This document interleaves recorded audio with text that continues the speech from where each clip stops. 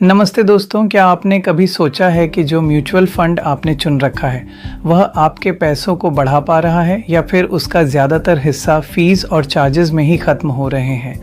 अगर इस सवाल ने आपको कभी परेशान किया है तो आज का ये वीडियो शायद आपकी इन्वेस्टमेंट स्ट्रैटेजी को पूरी तरह बदल कर रख दे, क्योंकि आज हम एक्टिव फंड्स और पैसिव फंड्स के बीच उस गहरी लड़ाई के हर राज खोलेंगे जिसे समझना हर इन्वेस्टर के लिए ज़रूरी है। आज का टॉपिक शायद म्यूचुअल फंड इंडस्ट्री का सबसे बड़ा डिबेट है। एक तरफ हैं पारंपरिक दिग्गज एक्टिव फंड्स और दूसरी तरफ हैं नए ज़माने के नायक पैसिव फंड्स। क्या आपका फंड मैनेजर आपके पैसे के लिए वाकई में वैल्यू क्रिएट कर पा रहा है या फिर एक साधारण सा इंडेक्स फंड उससे भी बेहतर परफॉर्मेंस दे सकता है? टर्म्स सुनने में भले ही टेक्निकल लगें, लाइक अल्फा, बेटा, ट्रैकिंग एरर, एक्सपेंस रेशियो, लेकिन आज का ये वीडियो इन सभी कॉन्सेप्ट्स को इतनी आसानी से समझाएगा कि आप खुद एक एक्सपर्ट की तरह डिसाइड कर पाएंगे कि आपके पोर्टफोलियो के लिए क्या सही है। बिना किसी बायस के पूरी ट्रांसपेरेंसी के साथ हम आज हर एक पहलू को कवर करेंगे, सो वीडियो को एंड तक ज़रूर देखें और सबसे इम्पॉर्टेंट लाइक बटन को दबाना ना भूलें। चलिए शुरू करते हैं। सौरभ टेकी चैनल में आपका एक बार फिर से स्वागत है। सबसे पहले बेसिक्स समझ लेते हैं। एक्टिव फंड्स, ये वो फंड्स होते हैं जहां एक प्रोफेशनल फंड मैनेजर और उसकी पूरी रिसर्च टीम होती है। उनका एक ही गोल होता है, बेंचमार्क, जैसे निफ्टी 50 सेंसेक्स को बीट करना। वो स्टॉक्स को एक्टिवली बाय और सेल करते हैं, मार्केट के ट्रेंड्स का एनालिसिस करते हैं और ये सोचते हैं कि वो मार्केट से बेहतर रिटर्न्स कमा सकते हैं। ज़्यादातर म्यूचुअल फंड्स जिनके बारे में आप सुनते हैं, like HDFC flexi cap, ICICI pru blue chip, या ये एक्टिव फंड्स हाई होते हैं। फिर बात आती है पैसिव फंड्स की। इनका अप्रोच बिल्कुल ऑपोजिट है। यहाँ कोई फंड मैनेजर एक्टिवली स्टॉक्स नहीं चुनता। इनका मकसद मार्केट के रिटर्न्स को कॉपी करना होता है, ना कि उसे बीट करना। ये बस अपने अंडरलाइंग इंडेक्स की हूबहू कॉपी करते हैं। अगर निफ्टी 1% ऊपर जाता है तो निफ्टी 50 इंडेक्स फंड भी 1% ऊपर जाने की कोशिश करेगा। इसमें ह्यूमन डिस्क्रेशन बिल्कुल नहीं होता। इंडेक्स फंड्स और ETFs, exchange traded funds, passive funds के मेन टाइप्स हैं। ये दोनों दो अलग अलग इन्वेस्टमेंट फिलॉसफीज़ पर काम करते हैं। एक्टिव फंड की फिलॉसफी है मार्केट इनएफिशिएंसी, यानी मार्केट परफेक्ट नहीं है और एक स्किल्ड फंड मैनेजर अपने नॉलेज और रिसर्च से ऐसे स्टॉक्स पिक कर सकता है जो अंडर वैल्यूड हैं या जिनमें ग्रोथ का पोटेंशियल है और इस तरह मार्केट से बेहतर परफॉर्म कर सकता है। पैसिव फंड की फिलॉसफी है मार्केट एफिशिएंसी, यानी मार्केट में सारी available information already stock prices में रिफ्लेक्ट हो चुकी है। इसलिए लॉन्ग टर्म में एक फंड मैनेजर के लिए कंसिस्टेंटली मार्केट को बीट करना नियरली इम्पॉसिबल है। और अगर ऐसा है तो फिर हाई फीस क्यों दें? बस मार्केट जितना रिटर्न मिल जाए वही काफ़ी है। तो डिबेट असल में इसी बात पर है, क्या मार्केट ट्रूली एफिशिएंट है या नहीं। एक्सपेंस रेशियो ये सबसे बड़ा और सबसे इम्पॉर्टेंट डिफरेंस है। ये आपके कॉस्ट आपके रिटर्न्स को खा जाती है। एक्टिव फंड्स में कॉस्ट बहुत ज़्यादा होती है। Why? Because you are paying for that star fund manager, that big research team, their offices, their reports. ये सब कॉस्ट एक्सपेंस रेशियो के रूप में आपके रिटर्न्स से डिडक्ट होता है। एक इक्विटी एक्टिव फंड का एवरेज एक्सपेंस रेशियो इंडिया में 1.5% से 2.5% तक हो सकता है।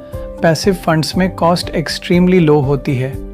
कोई फंड मैनेजर नहीं, कोई एक्टिव रिसर्च नहीं, बस एक कंप्यूटर एल्गोरिदम है जो इंडेक्स को ट्रैक करता है। इसलिए इनका एक्सपेंस रेशियो बहुत कम होता है। एक इंडेक्स फंड या ETF का एक्सपेंस रेशियो 0.1% से 0.5% के बीच हो सकता है। एग्जाम्पल बताता हूँ आपको। मान लीजिए आपने 10 लाख रुपए इन्वेस्ट किए एक्टिव फंड और पैसिव फंड दोनों में 20 साल के लिए और आपको 12% का एनुअल रिटर्न मिला। एक्टिव फंड जिसका एक्सपेंस रेशियो 1.5% है, यानी आपका नेट रिटर्न अब होगा 10.5% 12% की बजाय। तब आपका 20 साल बाद कॉर्पस बनेगा 71 लाख के आसपास। और पैसिव फंड जिसका एक्सपेंस रेशियो 0.2% है, यानी आपका नेट रिटर्न अब होगा 11.8% 12% की बजाय। तब आपका 20 साल बाद कॉर्पस बनेगा 90 लाख के आसपास। देखा आपने, सिर्फ 1.3% के कॉस्ट डिफरेंस ने आपके फाइनल कॉर्पस में 20 लाख का फ़र्क बना दिया।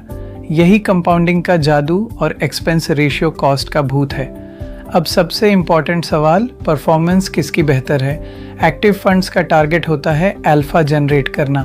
अल्फा का मतलब है बेंचमार्क से ज़्यादा रिटर्न कमाना। तो यही आइडियल है, लेकिन प्रैक्टिकली डेटा बताता है कि लॉन्ग टर्म यानी 10-15 साल में ज़्यादातर एक्टिव फंड्स अपने बेंचमार्क को बीट करने में फेल हो जाते हैं। कुछ साल तो वो आउट परफॉर्म करते हैं, कुछ साल अंडर परफॉर्म। कंसिस्टेंसी एक बहुत बड़ी इशू है। पैसिव फंड्स का टारगेट होता है बेटा को कैप्चर करना, यानी मार्केट जितना रिस्क और रिटर्न दिखाए वही लेना। इनका परफॉर्मेंस हमेशा बेंचमार्क के वेरी क्लोज होगा। इनका सक्सेस क्राइटेरिया ट्रैकिंग एरर होता है। ट्रैकिंग एरर जितना लो होगा, फंड उतना ही अच्छे से इंडेक्स को ट्रैक कर रहा है। ये फंड्स मार्केट से कम रिटर्न नहीं देंगे, लेकिन जिस इंडेक्स को फॉलो कर रहे हैं उससे ज़्यादा भी रिटर्न नहीं देंगे। बिल्कुल वैसा ही रिटर्न देंगे जैसा मार्केट ने दिया। S&P indices versus active reports और सेबी की रिपोर्ट्स अक्सर यही दिखाती हैं कि majority of active fund managers long term में अपने बेंचमार्क से पीछे रह जाते हैं। अब बात करते हैं इनके ट्रांसपेरेंसी और कंट्रोल की, यानी आपको कितना पता चलता है कि आपका पैसा कहाँ इन्वेस्ट है। एक्टिव फंड्स में ट्रांसपेरेंसी कम होती है। फंड मैनेजर कभी भी स्टॉक्स को बाय या सेल कर सकता है। आपको महीने के अंत में पोर्टफोलियो डिस्क्लोजर मिलता है, तब पता चलता है कि उसने क्या क्या चेंजेस किए हैं। आपका कंट्रोल ज़ीरो होता है। और पैसिव फंड्स में 100% ट्रांसपेरेंसी होती है। आपको पहले से ही पता होता है कि फंड किन स्टॉक्स में इन्वेस्ट करेगा, क्योंकि वो तो इंडेक्स का ही मिरर इमेज है। निफ्टी 50 का कॉम्पोजिशन पब्लिक नॉलेज है। आपको एग्जैक्टली पता होता है कि आपका पैसा कहाँ जा रहा है। इसमें फंड मैनेजर का कोई डिस्क्रिशन नहीं होता। अब बात करते हैं इनके टैक्सेशन और लिक्विडिटी की। टैक्सेशन दोनों के लिए सेम है। इक्विटी फंड्स की कैटेगरी में आते हैं, इसलिए short term capital gains STCG 1 साल से पहले बेचने पर 15% टैक्स लगता है, और long term capital gains LTCG 1 साल के बाद बेचने पर 1,25,000 से ज़्यादा प्रॉफिट पर 10% टैक्स लगता है। लिक्विडिटी की बात हो दोनों में, एक्टिव फंड्स आप किसी भी बिजनेस डे के एंड पर NAV पर यूनिट्स को रिडीम कर सकते हैं। इंडेक्स फंड्स में यह भी ऐसा ही है। ETF ये स्टॉक एक्सचेंज पर ट्रेड होते हैं। इनकी लिक्विडिटी मार्केट पर डिपेंड करती है। आप ट्रेडिंग आवर्स में किसी भी वक्त शेयर की तरह बाय और सेल कर सकते हैं। हालांकि सम ETF में ट्रेडिंग वॉल्यूम्स कम होने की वजह से लिक्विडिटी इशू हो सकता है। अब कुछ दोनों के फ़ायदे और नुकसान की बात होती करते हैं। सबसे पहले एक्टिव फंड्स के फ़ायदे, पोटेंशियल फॉर आउट परफॉर्मेंस, यानी एक अच्छा फंड मैनेजर मार्केट से बेहतर रिटर्न दे सकता है। फ्लेक्सिबिलिटी रहती है एक्टिव फंड्स में, यानी मार्केट डाउन टर्न्स में फंड मैनेजर डिफेंसिव स्ट्रैटेजी अपना सकता है, कैश होल्ड कर सकता है, सेक्टर्स रोटेट कर सकता है।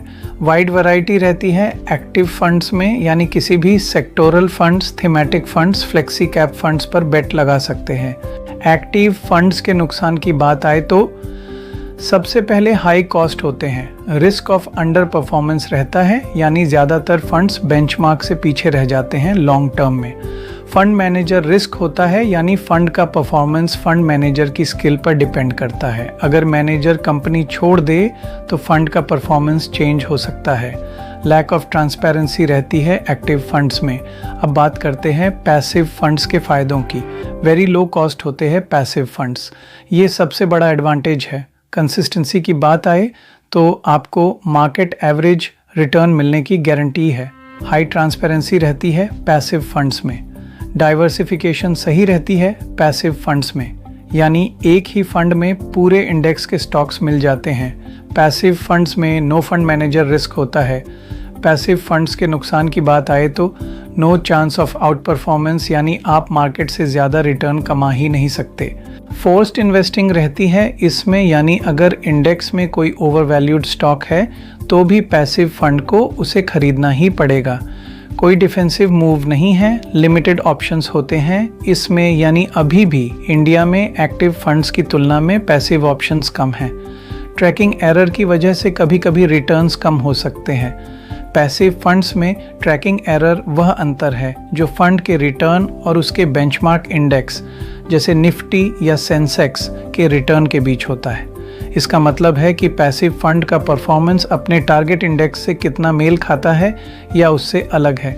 अगर ट्रैकिंग एरर कम है तो फंड अपने बेंचमार्क को बहुत क्लोजली फॉलो कर रहा है, अगर ज़्यादा है तो रिटर्न्स में डिस्पैरिटी ज़्यादा है, यानी पैसिव फंड्स में जितना कम ट्रैकिंग एरर उतना बेहतर वो फंड। अब बात आती है which one is for you. तो अब सवाल ये है कि आप किस में इन्वेस्ट करें। आप एक्टिव फंड चुनें अगर आपका बिलीव है कि आप एक ऐसा स्किल्ड फंड मैनेजर आइडेंटिफाई कर सकते हैं जो लॉन्ग टर्म में मार्केट को बीट कर सकता है।